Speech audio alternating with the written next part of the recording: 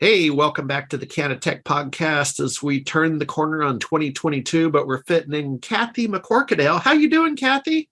Hi, great day, Carrie. Thank you so much. Thanks for inviting me. All right. Well, I'm just winging it. I don't know much about you or what you do. So first of all, introduce yourself and then tell us about MaryJane Menu, what you do, and I'll ask you a couple questions along the way. Oh, perfect. Well, Harry, I've been in software development for my entire career, so 25 plus years. I've been doing software development, workflow automation specifically. Ended up getting into the cannabis space quite a few years ago when I was doing a management consulting gig, essentially trying to really streamline automation for a delivery company out in California. So ended up going through trying to help them pick the right technology to use in the right place. Ended up really scouring technology in the cannabis space because it really was very, very different than the kind of solutions that were open on the market that I'd usually recommend for clients. So ended up doing a lot of work in looking at applications, trying to find applications to automate cannabis businesses. Ended up really just custom coding a lot of the solutions and because I couldn't find the right solution. I couldn't find solutions that allowed my clients to own their own data. And so ended up doing some custom code, got referred to another a friend of a friend as it works in the cannabis space, got referred to another group, did really almost the same thing, got referred again, did almost the same thing, and finally went, you know what, I think we got something here in one of the sort of solutions that we kept having to custom code for the space. And that was really where MaryJane Menu came about. It was a branding of a working solution that we had coded a number of times to help wholesale distribution. So specifically what we were finding is a lot of sites, a lot of folks had a business to consumer websites, but they were really lacking on the automation side on the wholesale side. And they didn't need much, but they were just sending spreadsheets out for the most part, big brands, small brands, extractors, processors, kind of across the gamut. Every time I kept talking to folks, they, were like, yeah, well, we've got it all automated. We put it in a spreadsheet and we send a spreadsheet out to 60 dispensaries to buy our product. And I'm like, oh my God, that is really, explain to me how that process works for you. And it's like, yeah, well, we have to have a couple salespeople. They take the calls. We never really have the inventory we need. So we have to, nothing on that spreadsheet's really current because we sent it out a week ago. And then we have to do a lot of back and forth and we have to hit our supply chain up for more product. I'm like, there are things that can be automated and this is one of them. So MaryJane Menu was really born out of that. And when I created the ordering platform, and essentially just automating a spreadsheet day one was, let's just put our inventory in and allow some bulk ordering. And then, as folks started to use it, they're like, gee, Kath, this is actually pretty darn good. And I'm like, well, yeah, I've coded it in the most recent technology. And then, kind of ended up saying, okay, why don't we brand this? And I partnered with a group called Standard Insights to do some of my development. And they've been around for 4+ years. They do AI as a service. Yeah, good team. Yeah.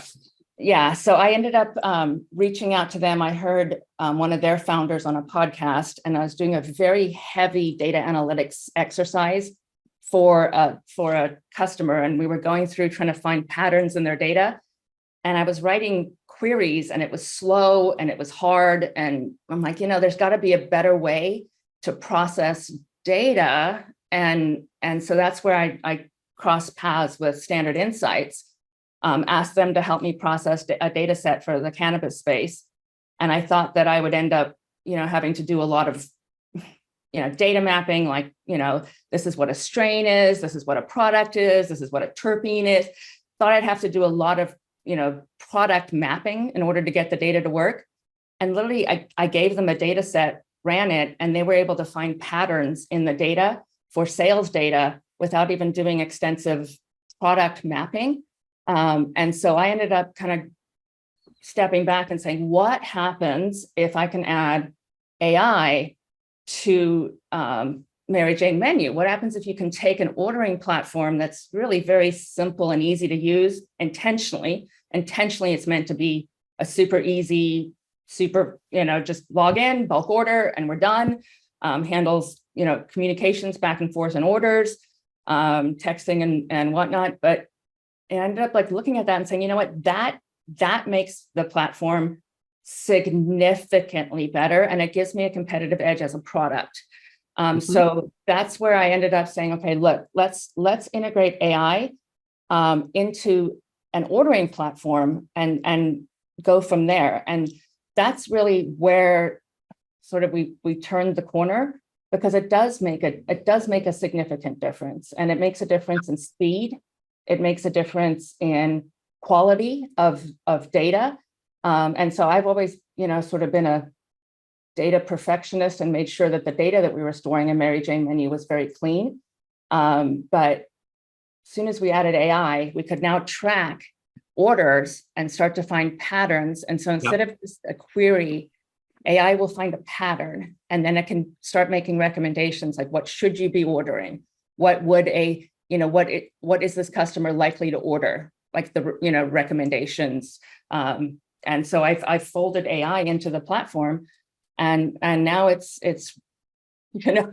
fast, it's easy, and it's smart. And so it's been a game changer for the application, really.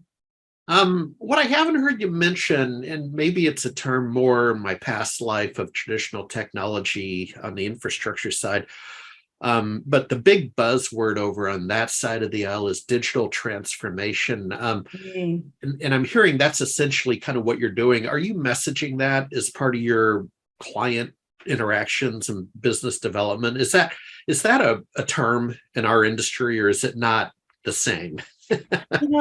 Harry, it's interesting because I've sort of being in software, you're always doing change management, right? You're always doing, by definition of implementing a new tool into a person's work space, into their work day, you're changing the way they work. So the concept of digital transformation, it's always sort of been present in our software work. But I agree. Specifically in cannabis, what I'm seeing more so is I've seen this sort of divergence, really, of existing technologies that were designed for the cannabis space, and now sort of new players trying to get into the space. I'm getting a lot of sort of taps on the shoulder, and what is it that we need to understand about cannabis technology specifically?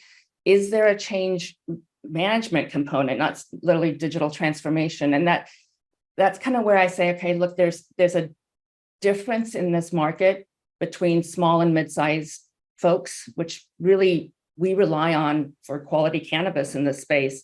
Right.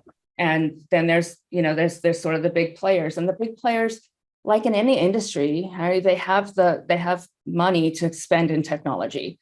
So they're going to be able to hire, full-time IT departments. They're going to be able to hire, basically me's times 10, at $250 and a year to run their organization. So they're the bigger organizations will have a digital transformation sort of strategy, but they're not that old in this space. No, that's kind of what I'm getting at. That's the thing. It's like some of them don't have to transform.